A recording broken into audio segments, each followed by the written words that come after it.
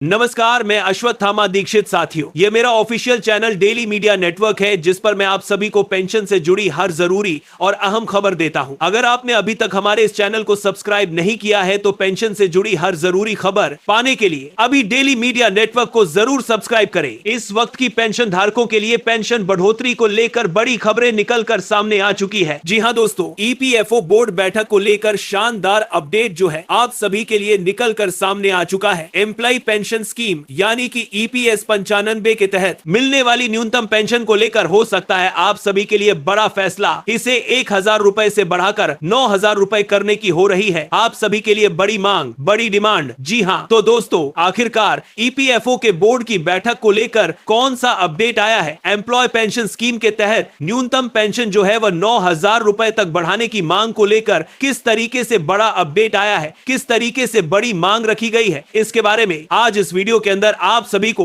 संपूर्ण जानकारी जो है वह दी जाएगी। और इसी के साथ यहां पर हम बात करेंगे 8वें वेतन आयोग को लेकर आ चुकी अगली बड़ी खबर के बारे में। महंगाई भत्ते पर नई मांग जो है वह आप सभी के लिए निकल कर सामने आई है। राशन इलाज खर्च के लिए बदला जाए पुराना फार्मूला। जी हां, तो दोस्तों खाद्य सामग्री और यहां पर मेडिकल ट्रीटमेंट के लिए जो पुराना फार्मूला हाल फिलहाल में लागू है उसमें बदलाव को लेकर बड़ी खबर आई है। तो 8वें वेतन आयोग के गठन की मंजूरी मिलने के बाद से ही लगातार कर्मचारी संगठन जो है वह ज्ञापन सौंपकर नई नई मांगे कर रही है। और इसी कड़ी में हाल ही के अंदर एआईडीएफ ने कुछ नई मांगे, कुछ नई शर्तें जो है वह रखी है। तो इसके बारे में भी आज इस वीडियो के अंदर विस्तार से हम जो है वह जानने वाले हैं। इसीलिए आप सभी से एक ही निवेदन करते हैं कि दोस्तों आज की इस वीडियो को आप शुरुआत से लेकर अंत तक पूरा जरूर देखिएगा। और इसके साथ चैनल पर नए हैं तो हमारे चैनल डेली मीडिया नेटवर्क को सब्सक्राइब कर दीजिएगा और इस वीडियो को लाइक जरूर कर दीजिएगा। तो चलिए बिना किसी देरी के सबसे पहली बड़ी खबर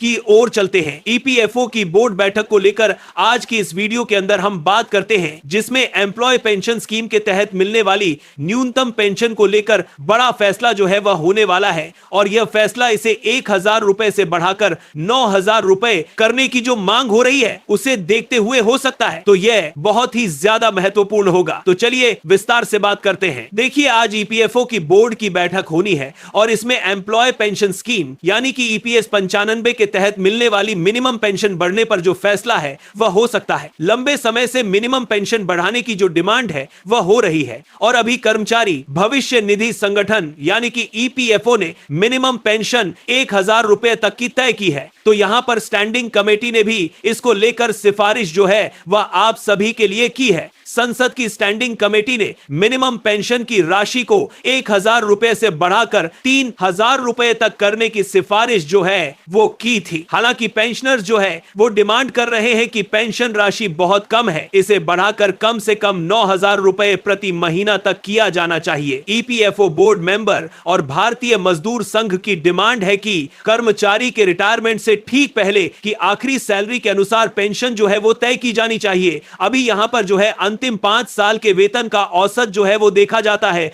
हालांकि श्रम मंत्रालय ऐसा करने में अपनी असमर्थता जो है वो यहां पर पहले ही करने चाहिए जता चुका है, पहले ही बता चुका है। तो क्या है ईपीएस 95 की स्कीम? तो देखिए ईपीएफओ के तहत प्रोविडेंट फंड पाने वाले सभी सब्सक्राइबर्स के लिए कर्मचारी पेंशन स्कीम 95 है और इसमें संगठित क्षेत्र के तहत काम करने वाले लोगों को 58 वर्ष की उम्र के बाद पेंशन जो है वह मिलती है। इसके लिए कर्मचारी के लिए कम से कम 10 साल की नौकरी करना जो है वह अनिवार्य हो जाता है। जब कोई कर्मचारी ईपीएफ यानी कि एम्प्लॉइज प्रोविडेंट फंड का सदस्य बनता है तो वह ईपीएस 95 का भी सदस्य बन जाता है। कर्मचारी अपने वेतन का 12% ईपीएफ में योगदान देता है और उतनी ही राशि एम्प्लॉयर द्वारा भी यहां पर दी जाती है। लेकिन एम्प्लॉयर के योगदान में से एक हिस्सा ईपीएस 95 में जमा किया जाता है। ईपीएस खाते में योगदान वेतन का 8.33% होता है। हालांकि अभी पेंशन योग्य वेतन अधिकतम 15,000 रुपए ही आप सभी के लिए माना जाता है, इसलिए पेंशन का हिस्सा अधिकतम 1250 रुपए प्रति महीना का होता है। इसके तहत मिनिमम पेंशन 1000 रुपए और अधिकतम 7500 रुपए ही दी जा सकती है। स्कीम के अंदर विधवा पेंशन बच्चों की पेंशन की भी सुविधा जो है वो प्रोवाइड करवाई जाती है। अगर कर्मचारी की नौकरी के दौरान 58 साल से पहले मौत हो जाती है तो उसकी पत्नी और बच्चे जो है वो पेंशन के हकदार होते हैं। अब ईपीएस 95 के तमाम लाभों को लेकर अगर मैं बात करूं तो कर्मचारी को ईपीएफ का सदस्य होना चाहिए। नौकरी का कार्यकाल जो है वह कम से कम 10 साल तक का होना चाहिए। कर्मचारी 58 वर्ष की उम्र पूरी कर चुका हो या 50 वर्ष की उम्र पूरी कर लेने पर यहां पर जो है पेंशन का विकल्प लिया जा सकता है। ऐसे में आपको जो है घटी हुई पेंशन मिलेगी, लेकिन इसके लिए फॉर्म जो है वह 10D जमा करना होगा। कर्मचारी चाहे तो 58 साल बाद पूरा होने के बाद ईपीएस 95 में योगदान कर सकता है, या तो 58 साल से ही या फिर 60 साल की उम्र से पेंशन जो है वह अपनी शुरू करवा सकता है। 60 साल की उम्र से पेंशन शुरू कराने पर टाले गए 2 साल के लिए 4% सालाना की दर से बढ़ी हुई पेंशन जो है उनको अलग से मिलती है। कर्मचारी की मौत होने पर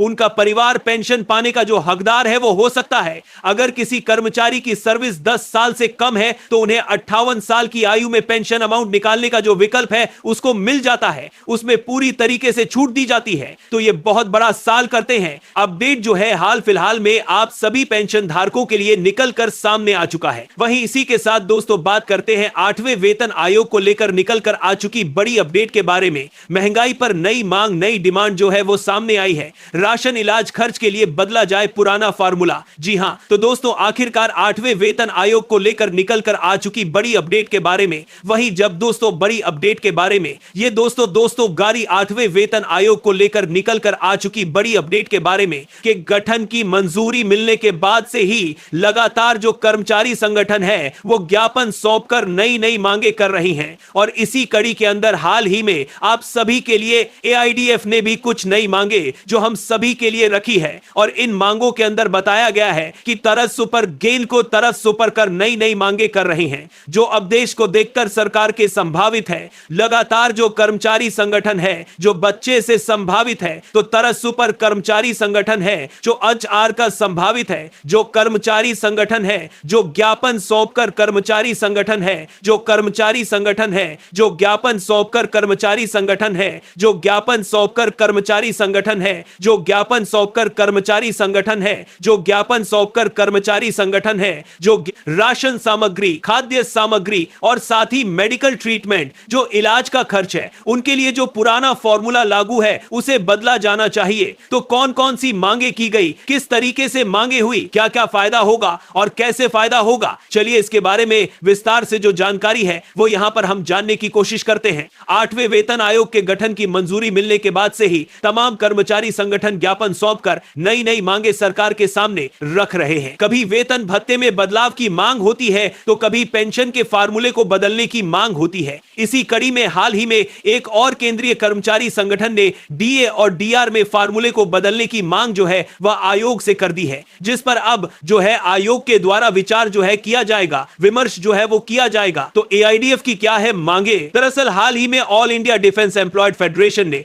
8वें वेतन आयोग को ज्ञापन सौंपते हुए महंगाई भत्ता और पेंशन भोगियों के लिए महंगाई राहत तय करने के मौजूद तरीके को बदलने की मांग की है। फेडरेशन का मानना है कि कम वेतन पाने वाले कर्मचारियों और पेंशन भोगियों की आय का बड़ा हिस्सा खाने पीने, दवाइयां, इलाज, पढ़ाई और घर के किराए जैसी जरूरी चीजों पर खर्च हो जाता है। ऐसे में उनकी महंगाई दर सरकारी आंकड़ों से कहीं ज्यादा होती है। तो यहां पर पेंशनर्स को कई तरीके की मुश्किलें हो रही है। ज्ञापन के जरिए खासतौर पर पेंशन भोगियों की मुश्किलों का जिक्र जो है किया गया है। उन्होंने कहा है कि बुजुर्गों को स्वास्थ्य बीमा, दवाइयां, इलाज, देखरेख पर हर महीने बड़ी रकम जो है खर्च करनी पड़ती है। अगर इन जरूरी चीजों की कीमतें तेजी से बढ़ती है तो मौजूद डीआर व्यवस्था उनके खर्च के हिसाब से होनी चाहिए, जिससे वह किसी भी तरीके की आर्थिक तंगी का जो शिकार है वह नहीं हो। तो यहां पर इसको लेकर संगठन ने सुझाव दिया कि कर्मचारियों और पेंशनर्स की इन समस्याओं को देखते हुए संगठन इन्हें दूर करने के उद्देश्य से अलग से एक जो है कॉस्ट ऑफ लिविंग इंडेक्स बनाने का सुझाव दे रहा है। और इसी के साथ